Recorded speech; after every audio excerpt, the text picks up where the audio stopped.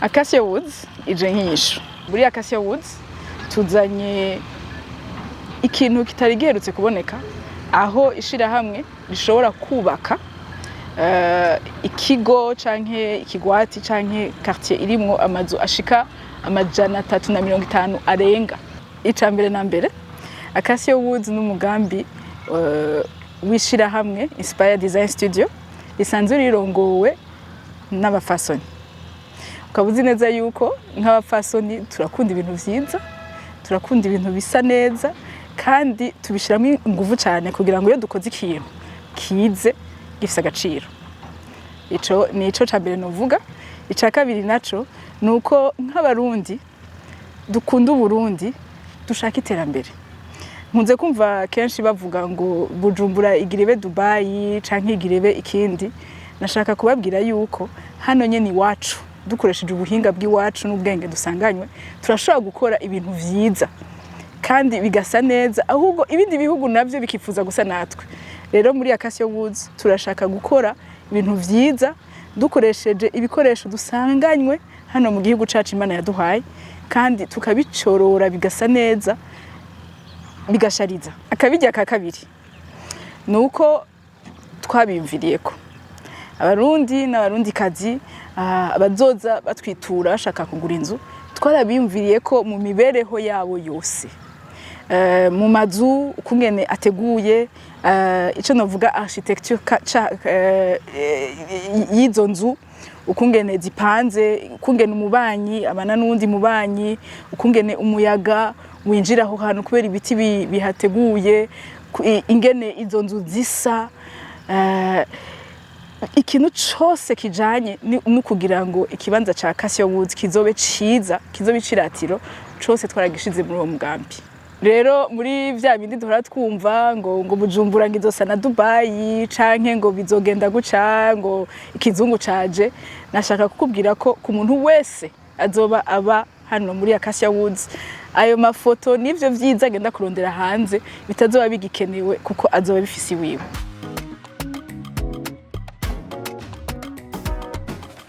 Muri kino kibuga kingana gutya amahektari 5 arenga ko ntawo shobora kuhubaka hose hanyuma ngahahereze rimwe. Rero n'abahinga dufatanije muri Acacia Woods twaratoye umugambi canke system y'ingene dushobora kubikora ku buryo bishoboka ko ico umuntu atanguye agiheza hanyuma kandi bishobora korohereza n'abashaka gufata amazu kugira ngo bagende barayaronka uko agenda hera. Ni kuvuga rero ngo twaragiye gukora mu amafazi atandukanye. Ubu ibi mubona hano turi muri phase préliminaire canke phase yibanze yo gutegura kano karere kugira ngo gashobore gutangura kubakwamwo vy'ukuri. Nkuko mubibona ama machine ariko aratangura guca amabarabara kujya kwa viabilisation muri quartier. Ifo ko amabarabara bakoze birasaba ko imigezi birengana amazi ashobora kurengana. Rero ubu nivyo turiko turakora muri iyo phase préliminaire nyene harimo gutegura aho tuzokorera installation de chantier ainsi de suite. Ivyo bisa n'ibiko birahera kugira ngo rero twitegurire gutangura iki gikorwa cyo kubakanye zina y'amazu. Muri phase ya mbere dufise amazu ashika kuri 60 azoba arimwo y'ubwoko butandukanye.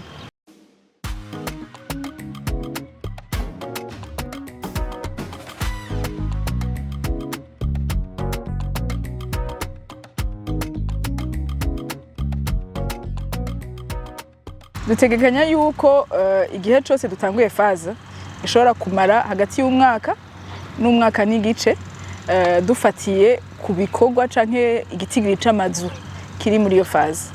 Rero dutanguriye kuri phase ya mbere iyo tugira turiko turategura gutangura ubu tubona ko ishobora kumara umwaka kuva dutanguye. Ni kuvuga ngo ibi bikorwa byo gutegura amabarabara byo gutegura ibindi byose bijanye no gutegura iki kibanza biheze mu kwezi kuza dutanguye umwaka turizera yuko iyo phase ya mbere citangura kuri kwami.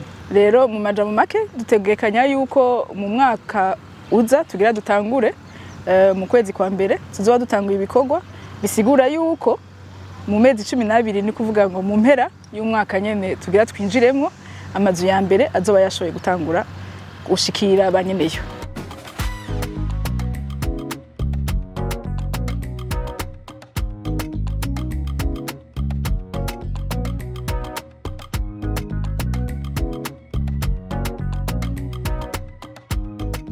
Dufise ubwoko butatu bw'amazu turiko turubaka.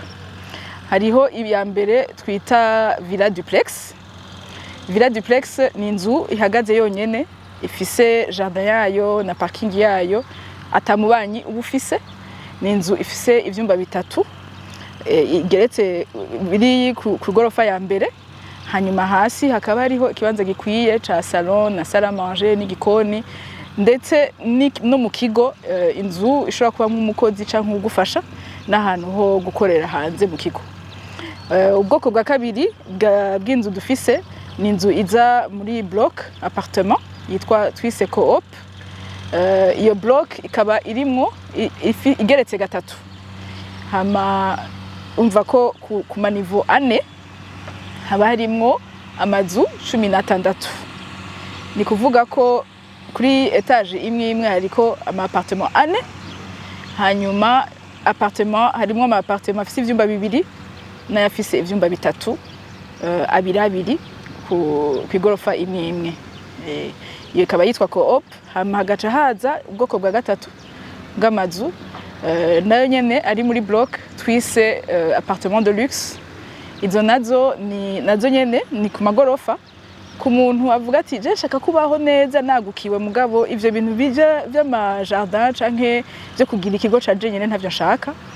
Iyo nayo ni inzu nayo nyene ifise ivyumba bitatu, zose ziba zifise ivyumba bitatu, imwe yose yisangije salle de bain, gikoni cagutse, kandi izo zose aba ari yo hasi canke izo ziri mu ma block zose zirafise aho ikigo cazo, aho umukozi ashobora kurara, aho ushobora gukorera udukorwa to hanze udashaka gukorera mu nzu. Kandi ivyo ni kuri zose zirafise aho umuntu ashaka kwinjirira, abashitsi mwicaranye n'abashitsi muko muraganira, bitaba ngombwa yuko babona ivyo wasumye n'amakara n'ibindi vyose aho bica. Kandi bica vyumvikana yuko ufise umukozi usanzwe utunze nawe nyene abafise aho ashobora kurara, afise douche yiwe naho ashobora kurangurira ivyo bikorwa atarinze kuza araca hejuru y'abandi.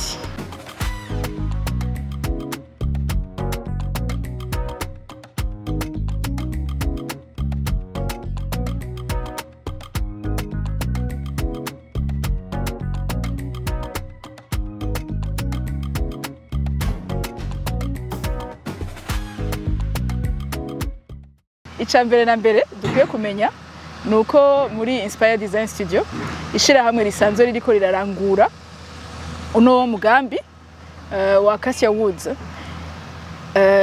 Tugitangura akazi kacu twahereye muri décoration d'intérieur. Umva ko ni gisata dusanzwe dukunda cyane gose kandi dufisemwo ubuhinga myaka itari mike. Bisigura yuko twiyumviriye, birumvikana neza yuko uriko urubaka ikigo kingana gutya kirimwe amazu angana menshi cyane nkuko mwagiye muvyumva, biragoye ko wogenda urahindura ama finition uva ku nzu ushika ku yindi. Mugabo kandi kubera ko mu buhinga dusanganywe mu bakozi n'abandi bose dusanzwe dukorana, ubwo buhinga tubufise, turiteguriye ko kuwo bisaba dushobora kumuha akabijya. Ni kuvuga ngo hariho ama finition ari standard ku bwoko bw'inzu imwe yose, mugabo hariho nako kajyo ko kugira ico twita upgrade, hama tukagufasha muri ayo ma finition kuko urumva ko umutima wacu aho hantu urahagaze cyane. Ni kuvuga ngo tumaze kugira amasezerano y'ubuguzi, ukaba wifuza ko hagira akabijya kaza muri finition canke ukaba ufise icifuzo c'ikintu ushaka guhindura indani, urabitubwira hakiri kare hama tukabiteguriramwo mu gukora. Ico kuvuga neza nuko muri ico gihe hazoca haba uburyo durenga ko gatoyi kubwo wotanga, kandi bisaba kubivuga hakiri kare kubera ko iyo nyubako yamaze guhera bitazoba bigikunda cyane cyane muri burya zya nyubako rusangi yuko umuntu agenda arahindura ibintu byamaze guhera.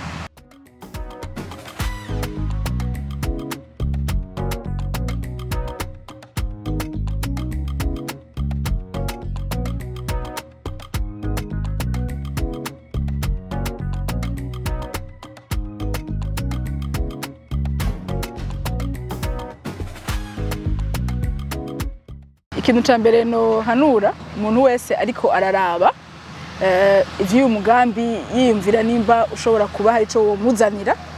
Ica mbere na mbere no kugira nuko igihe niki tuzanye uburaro bwiza bwubatse neza. Ico ntababwiye nuko dufise equipe umugwi munini cyane urimwo aba ingénieur aba architecte babinonosoye kandi babimaze umwanya munininya bafasha kugira ngo igihe cyose kuri etape yose haba ku ma étude haba ku ma verification kugira ngo agiye bubibona ikintu cyose gifise ubuhinga no kunonosora kugira ngo bikorwe neza. Rero ico no kubwira nuko igihe niki muravye amazu tugira twubake n'uburyo nibaza ko ari imboneka rimwe kubona hakiriho inzu ziriko ziragurwa ku mahera makeyi nkayo. Rero ubishoboye wese yofata ya mbere kugira ngo uyu mugambi ntumucike.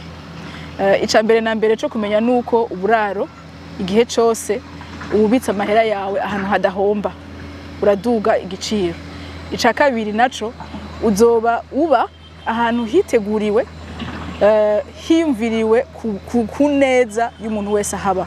Turifuza vy'ukuri yuko umuntu wese azoba muri kino kibanza ca Casio Woods yumva ko aruraniwe, yumva ko amerewe neza, afise ababanyi. Twizeye ko hazoba umubano mwiza, abana bagasura gukina mwibarabara. Twe twakuze dukina mwibarabara, twakuze tuzinanye n'ababanyi bacu. Iki ni kibanza cyo gukoreramo no gukuriramwo nkuko nyene.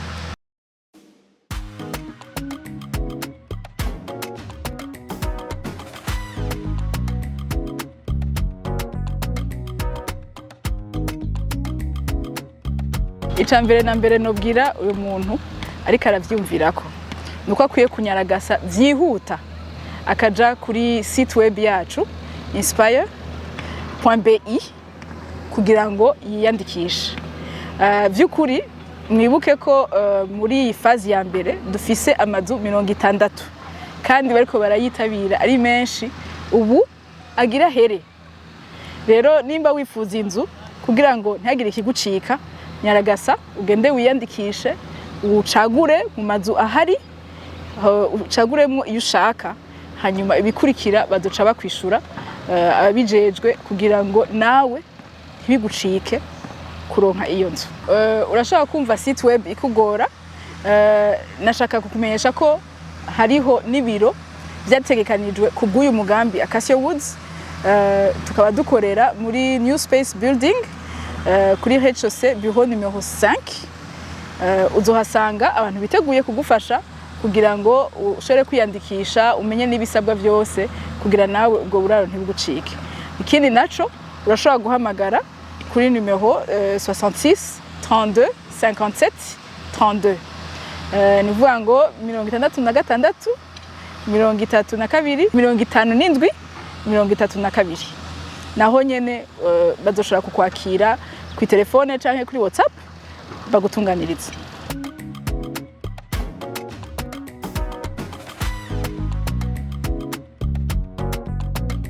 Twaravuganye n'amabanki atandukanye ndetse na microfinance umuco kugira ngo bashobore gufata mu mugongo umuntu wese yoba afise uwo mugambi wo kugura inzu bitamugoye. Rero mu byo twagiye tuvugana nabo bitandukanye hariho korohereza umuguzi agashobora kuzana igice ni kuvuga ibice 30% canke 30% y'ikiguzi ciyo nzu hama bakamwakira bakamushigikira kugira ngo ashobore kuronka ideni crédit logement ashobore nawe kwiteza imbere agure iyo nzu hama ayirihe mu kiringo kirekire kitamuvuna. Ivyo rero vyatunezereje cyane kuko biragaragaza ko n'abandi amabanke na microfinance bariko barijukira uwo mugambi barabona ko harimo kazoza.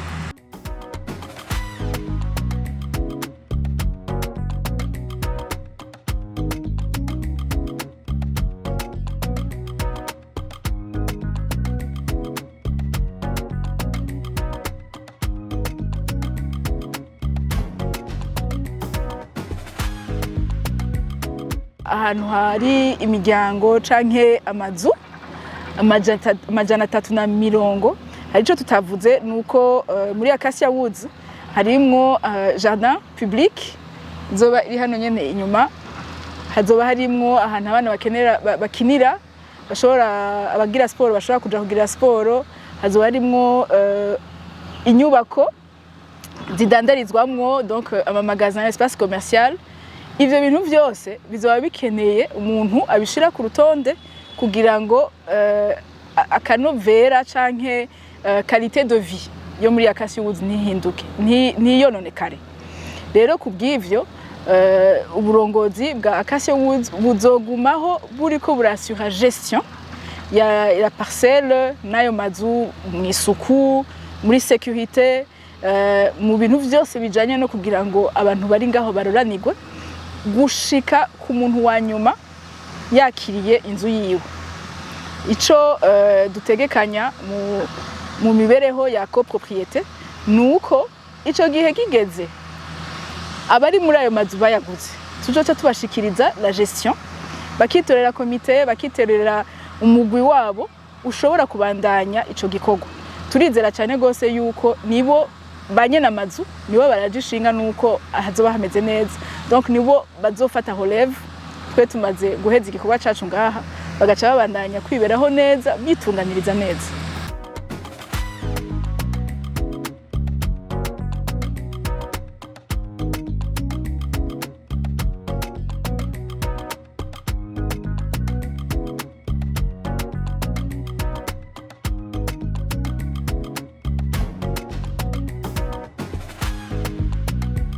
Nakivuze kare yuko muri Acacia Woods dukoresha abahinga batandukanye. Ni kuvuga ko ni chantier iri organisé ifise aba ingénieur bafise uwo muhango wo gukurikirana ibikorwa ku munsi ku munsi. Twebwe nk'abarongo ishira hamwe tukabana nabo tugakurikirana ikintu cyose ko kiba. Uko rero ibikorwa bigenda biregera imbere ku mafaze yavyo vyose niko nuwa twizeye akagura inzu nawe nyene agenda aronka amakuru y'inyubako yiwe y'inzu yiwe gende kiragenda. Ni kuvuga ngo ku muntu wese azoba yatwizeye canke atwizeye akagura inzu muri Acacia Woods tugenda tujanye ntitumusiga inyuma, aramenya ibikorwa aho bigeze, aramenya ikigezweho kandi arashobora no kutwegera uko abikeneye ku kintu cyose badatahukiwe. Kandi nibaza yuko uko ibikorwa bizogenda biratera imbere n'abakunzi ba Pam Channel TV nabo nyene bazoshobora kugenda barabona ingene ibikorwa bigenda abasanzwe babakurikirana ku ma réseaux sociaux atandukanye.